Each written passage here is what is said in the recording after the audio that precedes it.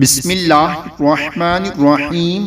صبح صبح 100 مرتبہ یہ پڑھیں، قبر کی وحشت سے نجات ملے گی۔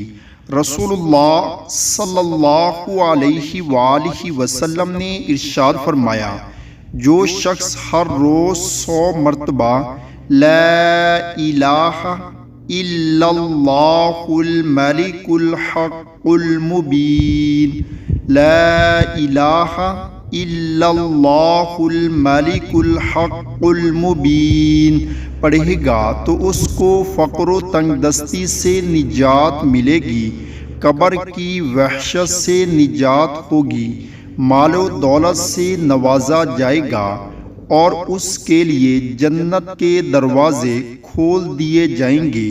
اللہ تعالی ہم سب کو بھی اس پر عمل کرنے کی توفیق عطا فرمائے، آمین۔